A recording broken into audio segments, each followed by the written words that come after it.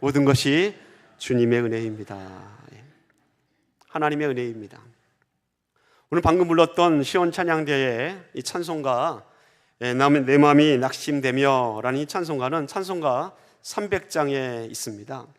그럼 찬송가를 펼쳐보시면 찬송가의 왼쪽 상단에 보면 이 찬송가 가사를 지은 사람이 누구이고 몇 년도에 지어졌는지를 거기에 기록되어 있습니다. 그리고 찬송가의 오른쪽 상단에 보면 이 찬송가를 누가 작곡했고 몇 년도에 작곡했는지 적혀 있습니다. 그리고 찬송가의 맨 위 상단 가운데는 무엇이 있습니까? 찬송가 제목이 있습니다. 한 가지 또 이 찬송가 제목이 가운데 있는데 그 제목 밑에 보면 아주 작은 글씨로 성경 구절이 적혀 있습니다.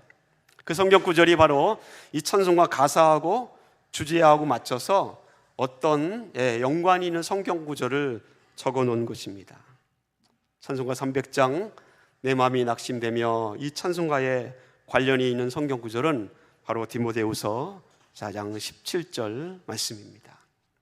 디모데후서는 사도 바울이 열심히 전도하고 선교하던 이 사도 바울이 감옥에 투옥되었을 때에 쓴 편지입니다. 바울이 첫 번째 쓴 편지가 데살로니가 전서라고 한다면 마지막으로 성경에 남겨진 기록된 편지가 디모데후서입니다.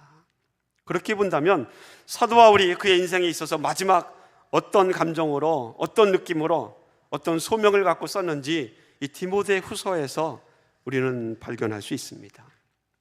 바울의 마지막 편지 디모데후서 4장 6절과 7절 말씀은 이렇게 기록되어 있습니다. 나의 떠날 시각이 가까웠도다. 나는 선한 싸움을 싸우고 나의 달려갈 길을 마치고 믿음을 지켰다라는 말씀입니다. 여러분, 이 말씀이 유언처럼 바울이 남긴 그러한 말씀입니다. 바울이 지금 현장에 어떤 상황 속에 있습니까? 죽음이 가까웠습니다. 바울이 순교할 때가 가까이 왔다라는 것입니다. 순교의 때를 기다리는 사도 바울, 그가 그의 인생을 돌아보면서 어찌 낙심했던 적이 없었겠습니까? 그에게도 근심했던 그러한 때가 분명히 있었을 것입니다. 그럼에도 불구하고 사도 바울이 이렇게 고백한 것입니다. 디모데후서 4장 17절의 선언입니다. 우리 한번 다 같이 읽어보겠습니다. 주께서 내 곁에 서서 나에게 힘을 주시면 나로 말미암아 선포된 말씀이 온전히 전파되어 모든 이방인이 듣게 하려 하심이라. 바울에게 하나님께서 바울의 곁에 서 계셨습니다. 하나님께서 바울이 무너지지 않도록 사도 바울에게 힘을 주셨다라고 오늘 본문 디모데후서 4장 17절은 기록하고 있습니다. 그런데 바울은 이 말씀 가운데 왜 하나님께서 내게 힘을 주시고 내가 넘어지지 않고 쓰러지지 않도록 내게 능력을 주셨는가, 그 이유를 이 4장 17절 말씀에 기록하고 있습니다. 그것이 무엇입니까? 바울이 지금까지 전도하고 섬기하면서 복음의 말씀을 전했던 이 하나님의 말씀을 전하는 것이 헛되고 헛된 일로 돌아가지 않도록 하기 위해서 하나님께서 내게 힘을 주시고 내 곁에 서 계셨다라고 그가 고백하고 있습니다. 하나님께서 이방 민족에게, 이방 사람들에게 복음을 전파하라고 그것을 원하셨기 때문에 나에게 힘을 주시고 능력을 주셨다라고 디모데후서 4장 17절에 그가 선언하고 있습니다. 바나바를 만나서 전도자요 선교사가 된 이 사도 바울, 그의 사역의 처음도 말씀을 전하고 복음을 전하는 것이었고, 그의 사역의 마지막도 그의 모든 전적인 관심은 이방 사람들에게 복음을 전하는 것이 사도 바울의 그의 인생의 모든 관심이었습니다. 그런데 사실 여러분, 이 사도 바울이 예수님을 만나기 전에는 전혀 다르지 않았습니까? 예수님을 만나기 전에 그는 어떤 사람이었습니까? 그는 당대에 가장 유명했던 힐렐이라는 사람의 힐렐 학파의 가멜리엘의 문화에서 공부했습니다. 최고의 석학의 밑에서 공부했던 사람입니다. 뿐만 아닙니다. 그는 베냐민 지파의 아주 유력한 가문의 아들이었습니다. 그는 유대교 전통 가운데 자라났습니다. 그는 스스로를 말하기를 나는 히브리 사람 중에 히브리인이요, 내가 율법으로는 바리새인으로서 율법의 의를 지키고 따르는 데 있어서 나는 흠이 없다라고 그렇게 자신 있게 말했던 사람이 이 사울이라는 청년입니다. 만약 사울이 유대교의 전통 가운데 그대로 자라났다면 그는 꽤 유력한 랍비가 되었을지도 모릅니다. 만약 그가 그냥 예수님을 믿지 않고 그냥 자라났다면 그의 인생의 이력에 40의 하나를 감한 그 태형을 매맞는 것을 5번이나 맞지 않았을 것입니다. 그가 예수를 만나지 않았다면 동족들로부터 박해를 당하고 예수님을 믿는 사람에게 전도하는 것 때문에 굶주리거나 춥거나 헐벗거나 그런 일도 없었을 것입니다. 그런데 유대교와 율법에 대한 자부심으로 똘똘 뭉친 이 사울이란 청년이 예수님을 만났습니다. 예수를 만나니 바울의 인생이 완전히 달라졌습니다. 매맞는 것도, 굶주리는 것도, 헐벗는 것도, 박해를 당하는 것도, 박해를 피해서 도망다는 일도, 돌에 맞아서 죽을 뻔한 일도, 온갖 거짓 비방을 당하고 수모를 당하는 것도 그냥 마다하지 않았습니다. 왜? 그가 예수를 만난 후에 변화입니다. 예수를 만나면 이렇게 변화한다면 여러분 예수님을 만나고 싶습니까? 야, 시원생각이 박수 쳐줍니다. 예수를 만나는데 고난을 당하고 어려움을 당하고 힘든 일을 당하는데도 난 예수를 만나기를 원한다라고 아멘 한다면 정말로 감사한 하나님께 영광 돌릴 일 아닙니까? 여러분, 사람이 바울처럼 이렇게 한순간에 변할 수 있다면 그 이유가 궁금해야 합니다. 이 사울이란 청년이 예수님을 만남으로 한순간에 변했다면 어떻게 이런 사람이 이렇게 한순간에 변할 수 있을까? 이유가 궁금해야 당연하지 않습니까? 왜 그렇습니까? 예수님을 만났기 때문입니다. 예수 그리스도를 만나니 인생이 달라졌습니다. 정말로 그렇습니다. 예수를 만나면 인생이 달라집니다. 안드레도 그랬고 요한도 그랬고 베드로도 빌립도 나다나엘도 이 사울도 예수를 만나서 바울로 바뀌어서 그의 인생이 달라졌습니다. 사람의 인생이 달라지는 그 변화의 원인이 어디에 있습니까? 우린 바울의 이 청년의 모습을 통하여서 우리가 알 수 있습니다. 이 사도 바울은 1세기의 유명한 전도자요, 선교사요, 그리고 신학자였습니다. 그러면 이 유명한 이 전도자요, 선교자요, 그리고 신학자의 사도 바울이 신약성경 13권에 달하는 서신서를 남겼다면 많은 사람들의 관심이 어디에 있습니까? 야, 바울이 어떻게 이렇게 열심히 복음을 전했는가? 그의 선교 전략이 무엇인가? 사도 바울의 바울 신학은 무엇인가? 연구하기 시작합니다. 사도 바울이 어떤 사람인가에 대해서 관심을 갖게 됩니다. 물론 그럴 수 있습니다. 그러나 믿는 자들의 진정한 관심이라는 것은 이 사람을 이렇게 변화시켰다면 누가 변화시켰는가? 누가 이 사람을 이토록 변화시키게 만들었는가? 믿는 성도들의 진정한 관심은 사도 바울이기 전에 그를 변화시킨 예수 그리스도야 합니다. 여러분의 관심이 누구에게 있습니까? 안드레도, 요한도, 베드로도, 빌립도, 나다나엘도, 그리고 사울도 그를 변화시켜서 바울이 되게 하신 하나님의 아들 예수 그리스도에게 여러분의 관심을 여러분 집중시키기를 예수님의 이름으로 간절히 축원을 드립니다. 오늘 이 예수 그리스도를 만난 또 다른 한 사람을 여러분에게 소개하고자 합니다. 오늘 본문에 기록된 여인이 등장합니다. 오늘 본문에서 예수님을 만난 이 여인의 이야기는 우리가 함께 읽지는 않았지만 요한복음 4장 3절로 4절에서부터 시작됩니다. 이 말씀이 이렇게 기록되어 있습니다.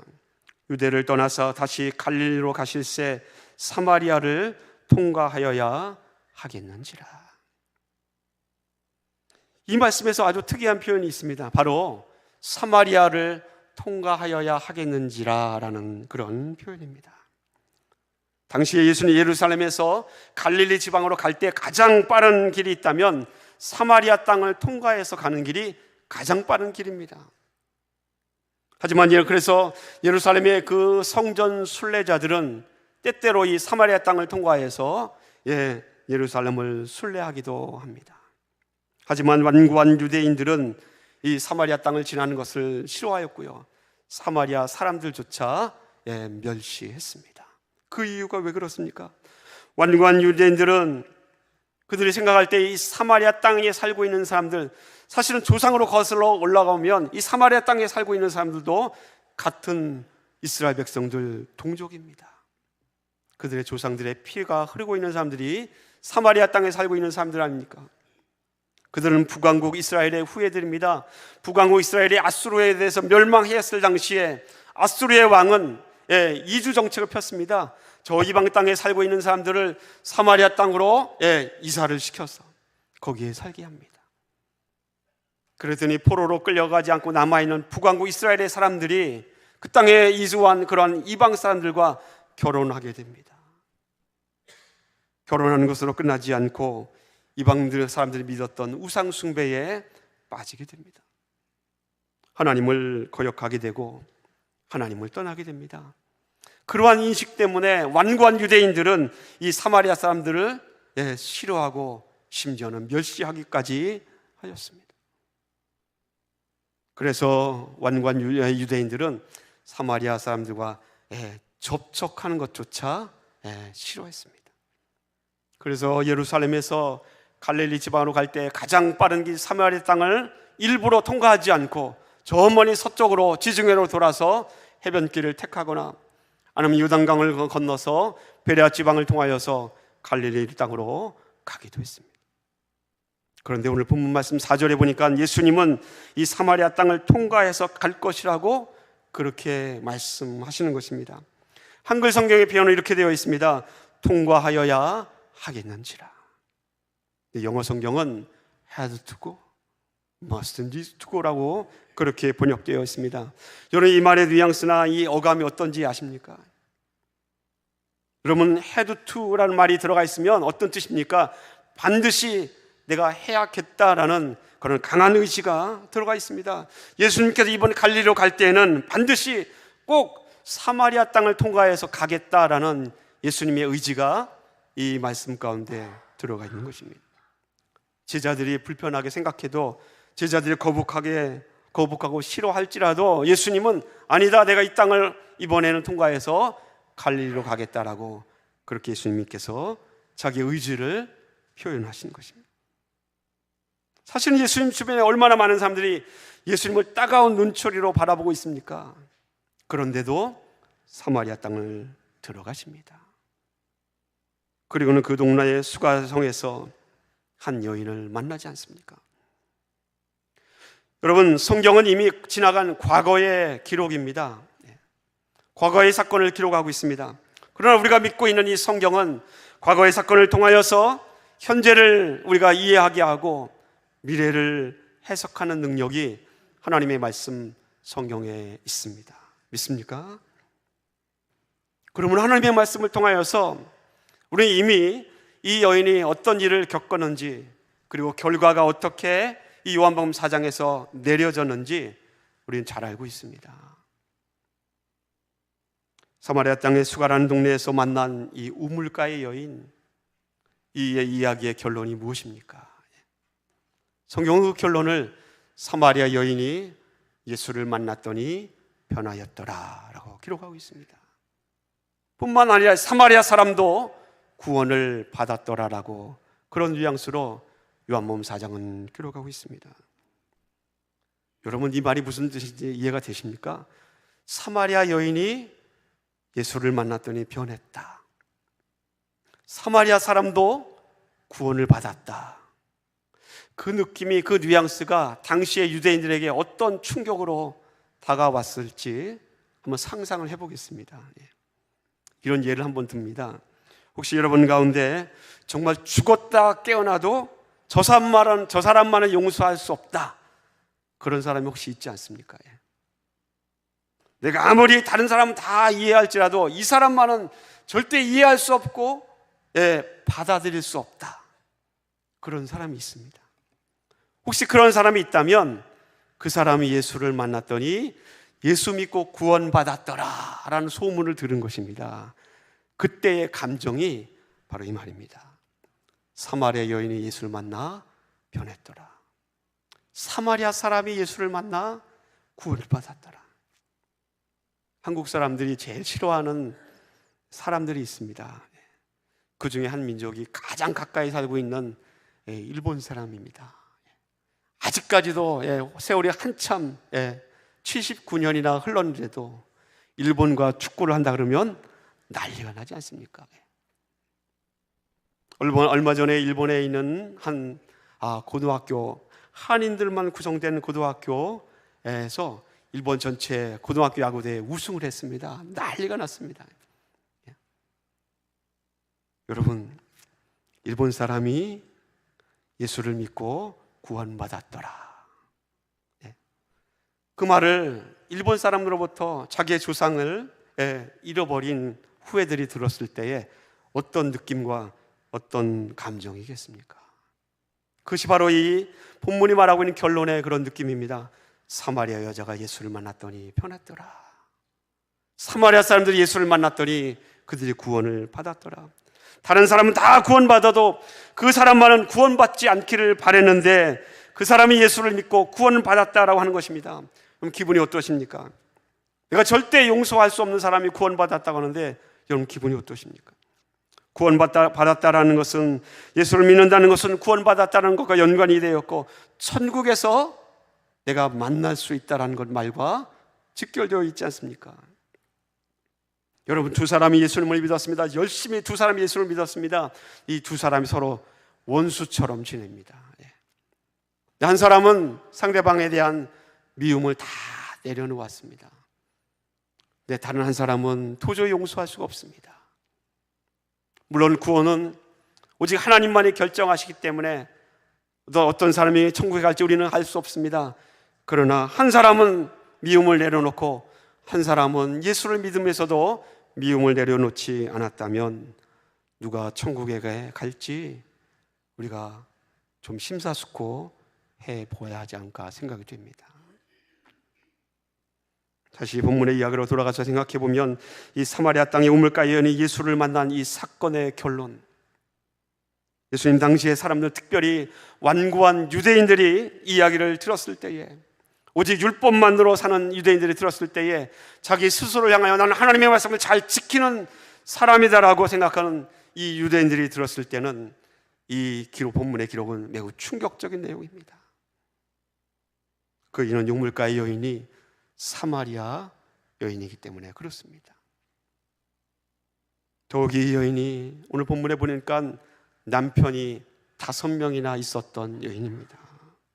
어떻게 이런 여인에게, 이런 부정한 여인에게 구원이라는 하나님의 놀라운 신비로운 은혜가 임할 수 있단 말인가?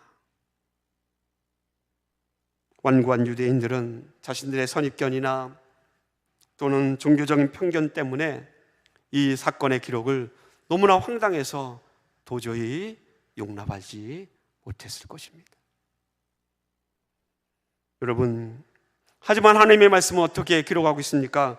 예수를 만난 사마리아 땅의 이 여인, 우물가의 여인이 아무리 과거에 남자 관계가 복잡하고 그리 깨끗하게 보이지 않았던 여인이라 할지라도 그 여인이 예수를 만났더니 변하였음을 성경은 우리에게 알려주고 있습니다.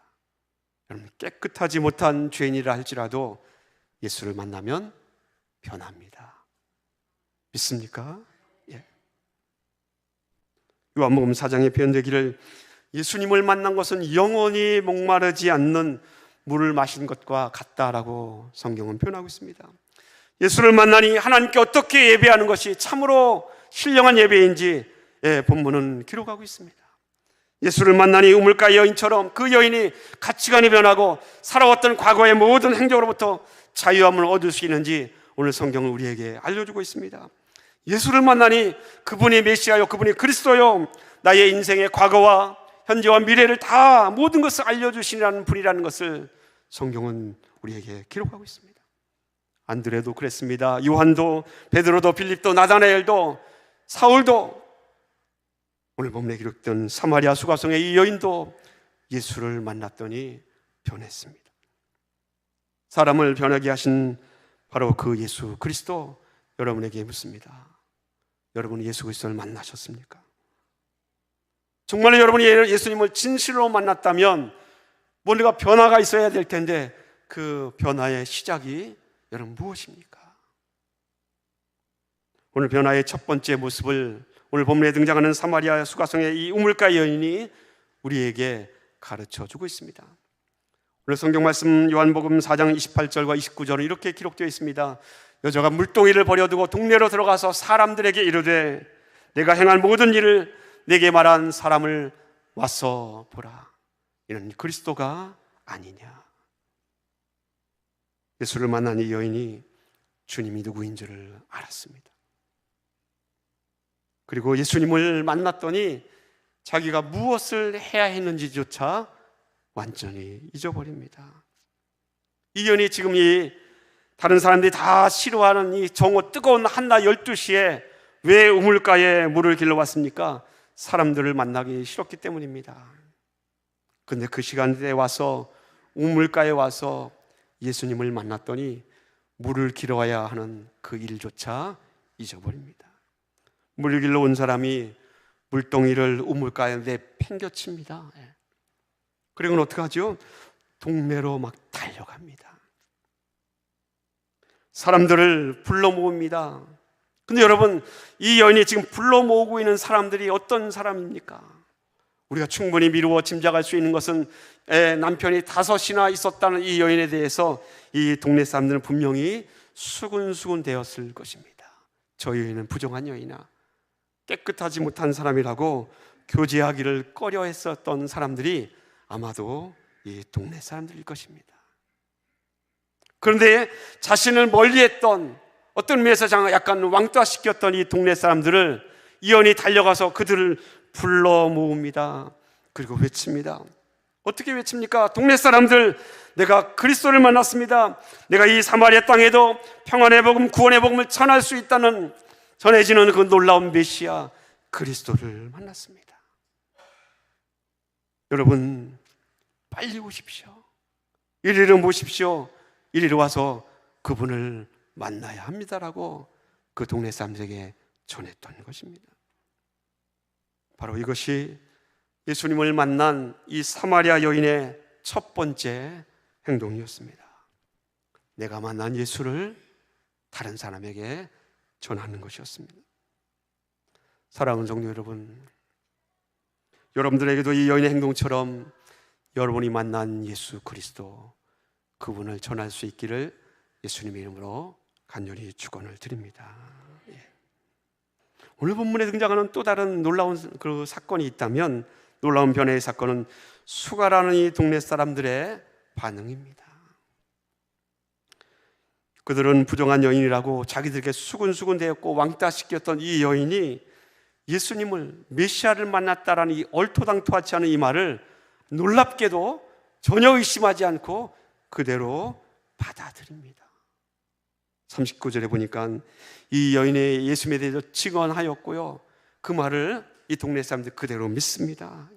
그렇게 본다면 예수님에 대해서, 예수님을 만남의 시간의 길이와 예수님을 아는 것은 비례하지 않는다는 것을 알 수 있습니다. 예수님을 만나서 그분이 누구인가를 아는 것은 신앙의 연수나 성경의 지식의 길고 짧음과 비례하지 않는다라는 것입니다. 실제로 이 여인이 예수님을 만난 시간은 길지 않았습니다. 예수님과 만나서 생명의 물에 대해서 대화하였습니다. 예수님과 만나서 참된 예배가 어떤 것인가에 대해서 대화하였습니다. 길지 않은 시간을 대화를 나눴습니다. 그런데 그 대화 속에서 예수님이 누군가를 이 여인은 제대로 만난 것입니다.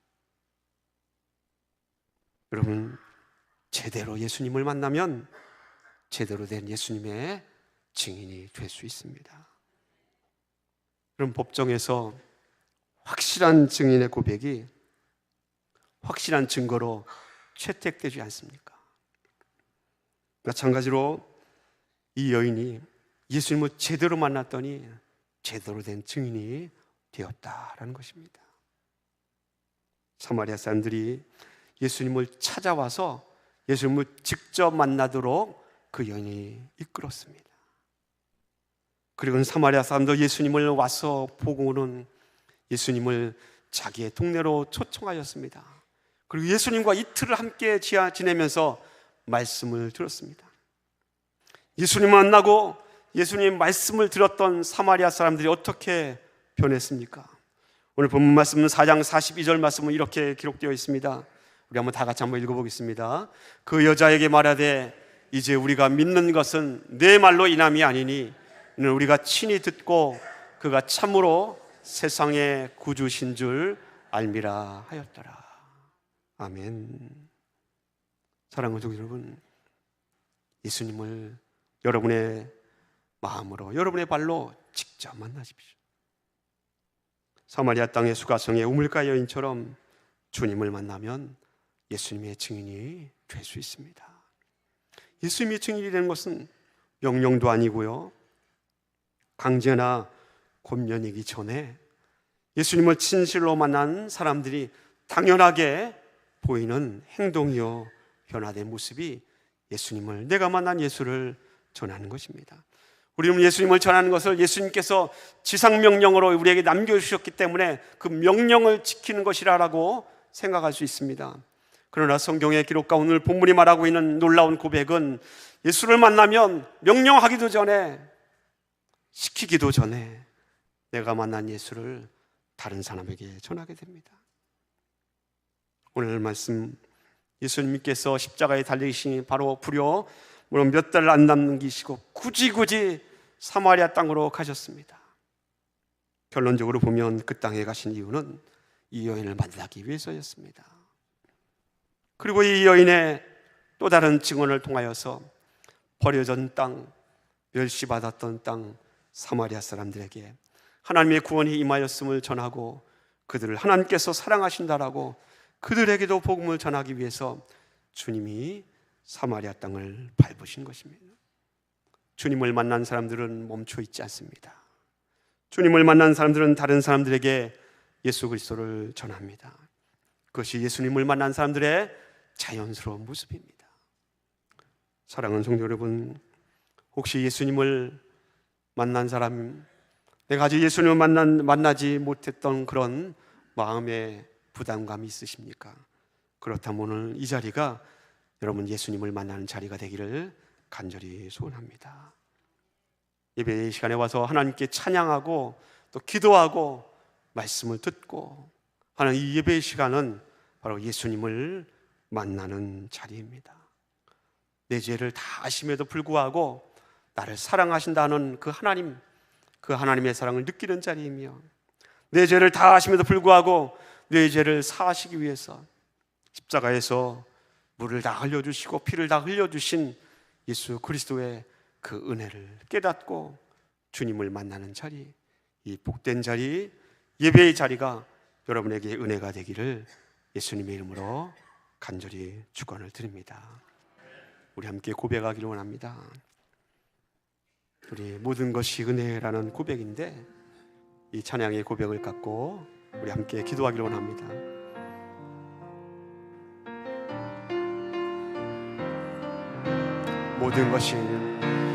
모든 것이 은혜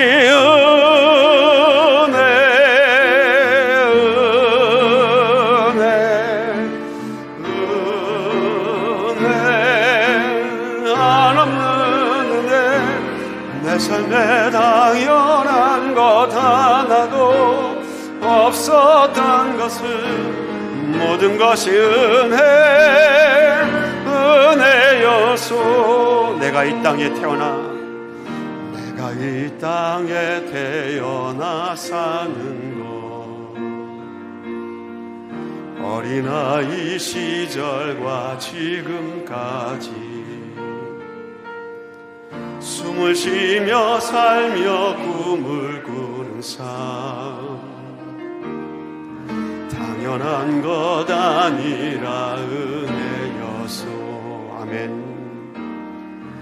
내가 하나님의 자녀로 살며 오늘 찬양하고 예배하는 삶,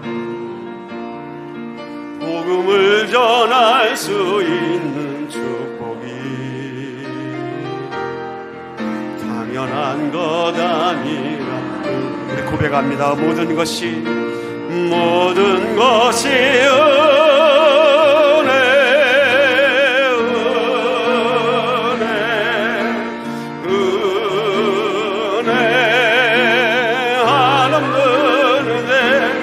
내 삶에 당연한 것 하나도 없었던 것은 모든 것이 은혜. 우리 한 번 더 고백합니다. 모든 것이 은혜, 큰 것이 은혜,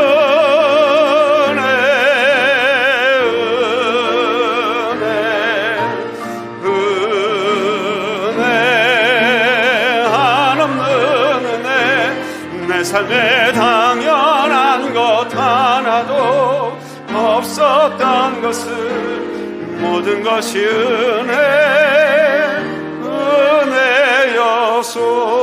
은혜여소. 제가 아직 기도합니다. 주님 만나게 하여 주시옵소서. 내가 만난 예수를 나의 삶 속에 전하게 하옵소서. 우리 하나님께 찬송과 가사를 기억하면서 우리 함께 1, 2분 동안 합심하여 기도합니다. 다 같이 기도하겠습니다.